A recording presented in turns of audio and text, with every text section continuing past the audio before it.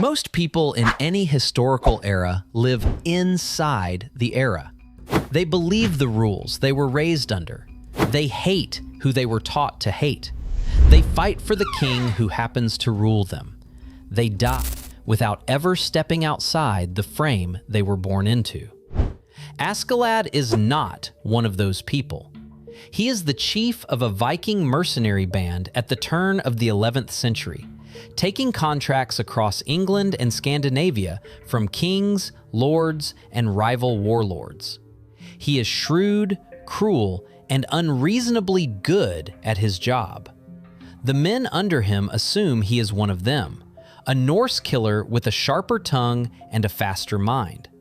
The men above him use him as an instrument. The men across from him die before they understand what he is. None of them are reading him correctly. Askeladd is half Welsh. He hates the Vikings with a precision refined across an entire lifetime. Every raid he leads is a raid he despises. Every battle he wins is for a king he wants dead. He has built a career out of being the most useful man in a culture he intends to destroy from the inside. And every choice he makes, including the ones that look cruel, including the ones that look greedy, including the ones that look insane, is part of an architecture pointed at a future he does not plan to live to see. This is the architecture underneath what looked, to everyone watching, like the career of a clever Viking mercenary. The first thing to understand about Askeladd is that he did not become corrupt. He did not start as a Welshman of conviction and slowly slide into becoming a Viking killer. He chose the killing as a method. His logic operates on a principle most strategic thinkers would recognize. In any environment dominated by a hostile culture, the most effective weapon is not opposition. It is mimicry. A predator that resembles prey moves freely. A traitor who resembles a loyalist sits at the table where the decisions are made. Direct resistance to the Vikings, given their numerical and military dominance over Wales, would have been suicidal. Askeladd reasoned differently. He read Viking culture with the cold attention of an anthropologist. He noticed that the entire society, for all its mythological grandeur, its sagas, its honor codes, operated on a primitive and predictable underlying program. 3 inputs governed almost every decision a Viking warrior made: blood, gold, and glory. Kill someone and the system rewarded you. Take someone's wealth and the system rewarded you. Strip away the poetry and the operating logic was simple enough to be exploited. So he exploited it. He built a band of warriors who believed he was leading them toward more blood, more gold, more glory. He delivered consistently on all 3. Bjorn, Atli, the dozens of other men who passed under his command, they followed him because the rewards came in on schedule and the leadership produced victories. None of them ever realized they were not the protagonists of his story. They were inputs into his strategy, and their deaths were losses he had already accepted in advance. He despised them, not casually, specifically, philosophically, with the particular contempt of a man who watches another man rape and burn for sport and understands exactly what kind of creature he is looking at. The Vikings under his command embodied everything he believed needed to be erased from the world. And every day he led them, he did it wearing a smile, and every day the strategy worked. He did not soil his soul to survive. He soiled his soul as a weapon, deliberately, with a target in mind. The target traces back to a woman who was taken as a Viking slave and who, in private, taught her son that he was descended from kings. Askeladd's mother told him stories about a place called Avalon, a green island in the west where his ancestor Artorius, Arthur as the Romans called him, had built a kingdom of justice and waited for the day his bloodline would reclaim it. She told him he was the heir to that line. She told him Wales would one day rise. From that point, his life had a single trajectory: the protection of Wales, the survival of his mother's people, and the eventual restoration of the dream she had described to him in the dark. The dream had a structural problem he understood with absolute clarity. A kingdom of peace cannot be built by men who have spent their lives killing for hire. A new world cannot have the architects of the old world walking around inside it, telling stories about how they cleared the ground. Historical renewal requires a mechanism by which the violence that built the new order is absorbed by someone, carried out of the system, paid for by a body that will not be present in the new world. Anthropology has a name for the figure who performs this function: the sin eater. In certain folk traditions, when a person died unconfessed, a stranger would be summoned to consume a meal placed on the corpse, symbolically taking the sins of the dead into himself, allowing the soul to pass on clean. The sin eater was paid for the service and shunned for the rest of his life. He absorbed the moral weight that the community could not afford to carry. Askeladd took on that role for an entire civilization. He decided, somewhere in his reasoning, that the Wales his mother dreamed of could only exist if someone like him did not. The clean future required a dirty present, and the dirt had to land on a body the future could discard. He volunteered for the role without flinching. Every sin he committed was committed in advance, on behalf of a kingdom that would never know his name and would not have welcomed him if it had. He is not in denial about what he is. He is not torturing himself with guilt and finding ways to keep going. He has examined the situation, understood his function, and accepted it without negotiation. The lucidity is the horror. A man who flinched at his own evil would be more comfortable to watch.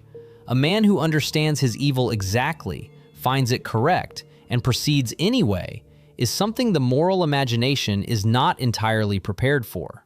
The clearest application of his lucidity to a single person is Thorfinn. A 6-year-old boy watched his father die at Askeladd's hands. The boy then attached himself to the band of killers responsible, asked for the right to kill Askeladd in single combat, and was told he could earn that right by completing missions. For the next 11 years, Thorfinn ran missions. He killed for Askeladd, fought for Askeladd, and turned himself into one of the deadliest young warriors in Northern Europe, all to keep the man he hated within reach. The standard reading of this dynamic treats it as twisted but mutual. Thorfinn obsessed with revenge, Askeladd indulging the obsession, both locked in a strange quasi-paternal arrangement neither fully understands. The reading misses what Askeladd is actually doing. There is a mechanism in behavioral psychology by which an organism's grief can be redirected into a sustained behavioral output through schedule-based reinforcement. The grief itself is neutral as fuel. It does not produce a useful organism, only a damaged one. But if the grief can be tied to a goal that requires the organism to perform specific actions, and those actions can be rewarded on a consistent schedule, the grief becomes a reliable engine.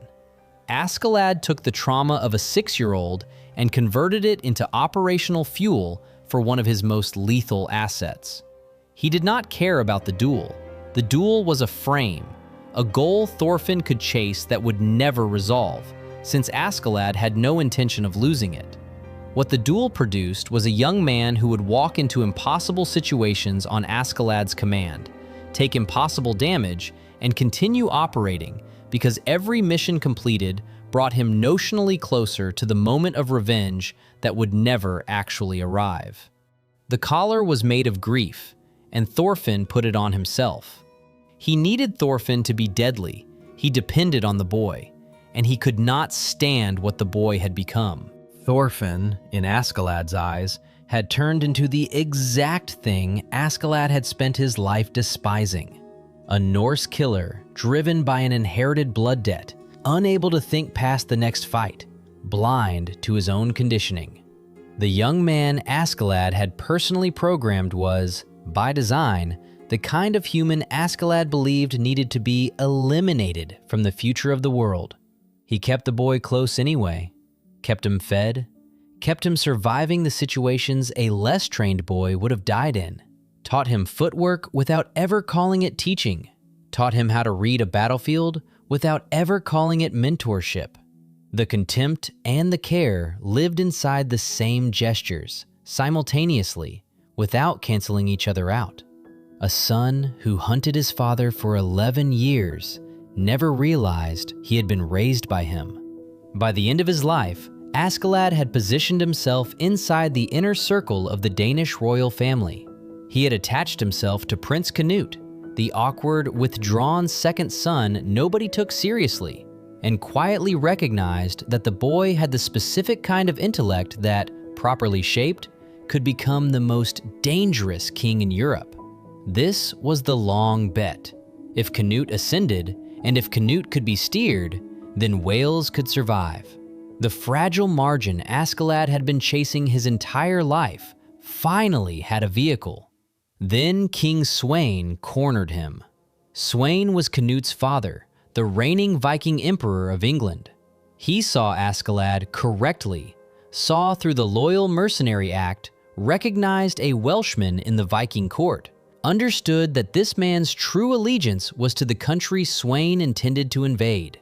So Sweyn presented Askeladd with a choice that had no good answer. ウェールズかクヌートか選べ。本心、世はウェールズなどどうでもよいのだ。クヌートの首を見上げに我が元へ来い。さればウェールズは見逃してやろう。Askeladd did something Sweyn had not modeled. He destroyed the board. In the moment of his apparent submission, he drew his blade and killed the King of England in front of the entire Danish court. The act read as madness to everyone watching. Askeladd performed a sudden, violent outburst, screaming, raving, declaring himself the descendant of Welsh kings, abandoning every shred of the careful identity he had spent decades constructing. The court watched a man go mad and assassinate an emperor. The performance was an instrument. By appearing insane, Askeladd protected Canute from political fallout. The death of Sweyn at the hands of a deranged Welshman was an act of providence, not a coup. Canute could ascend without inheriting the political stain of his father's murder. The throne passed cleanly. Wales gained a king who owed Askeladd his soul, and a kingdom that had no idea Askeladd had handed them their future. He had planned the entire sequence in advance, including the part where Canute would have to execute him publicly to maintain his own legitimacy. He died on the floor of the throne room with the design intact.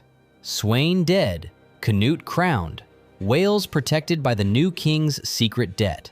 Every piece had been put in place. The blade that killed him was wielded by the boy he had raised into a king, and the death was the final move in a game everyone else had been losing without realizing they were playing. A man who can engineer his own assassination as a political instrument is no longer operating inside the same category as the people around him. Thorfinn is not the one who kills him. 11 years of obsession, hundreds of missions, the entire architecture of Thorfinn's life pointed at a single moment, the duel where he would finally take the head of the man who killed his father. If Thorfinn had killed him, Thorfinn's life would have ended in the same instant. Not biologically, but in every way that mattered. The grief engine that had been driving him since childhood would have run out of fuel. The mission completed. The reason for being deleted. He would have been left standing in a body that no longer had a purpose, surrounded by the corpses of men whose deaths he had personally caused, with no remaining structure to organize himself around. The most likely outcome would have been suicide, or a slow disintegration into another mercenary band, or an early death in some pointless raid. Askeladd had seen this trajectory clearly for years, so he stole the revenge.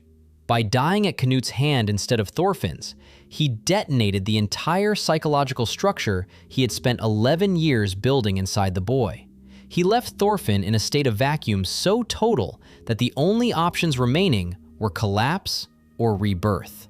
The path of grief as purpose was permanently closed. Whatever Thorfinn became from that point on would have to be built from materials he had not yet acquired. It was the cruelest and the cleanest act of fatherhood in the series. He did not give Thorfinn closure. He did not give him peace. He did not give him a final embrace or a deathbed reconciliation. He gave him an unbearable absence, knowing that Thorfinn was strong enough to survive it and lucid enough eventually to understand what had been done to him. His final words to the boy carried no apology.